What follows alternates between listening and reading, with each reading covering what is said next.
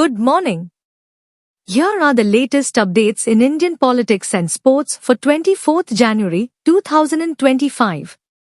Political news. India offers to repatriate illegal migrants to safeguard visas. In a strategic move to protect key visa programs for its citizens, India has proposed to repatriate approximately 18,000 Indians residing illegally in the United States. This initiative aims to prevent potential tightening of visa policies and the imposition of trade tariffs by the US administration. Notably, Indian nationals constituted 72% of the H-1B visas issued last year.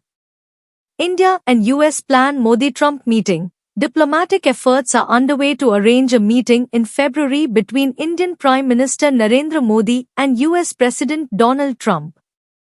The discussions are expected to focus on enhancing trade relations and facilitating the issuance of skilled worker visas for Indian citizens. This meeting seeks to strengthen bilateral ties early in President Trump's new term.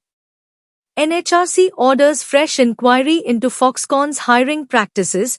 The National Human Rights Commission of India has criticized labor officials for an inadequate investigation into Foxconn's hiring practices, particularly concerning the exclusion of married women from assembly jobs at its southern India plant.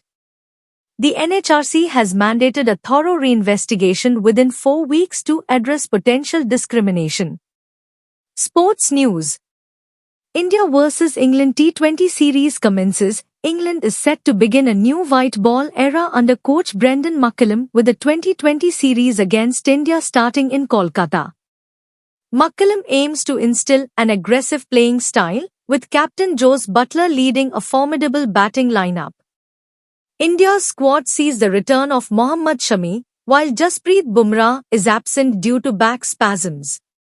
World Pickleball League Inaugural Edition. The inaugural edition of the World Pickleball League, WPBL, is set to debut on 24th January 2025, with live broadcasts on Sony Sports 10 channels.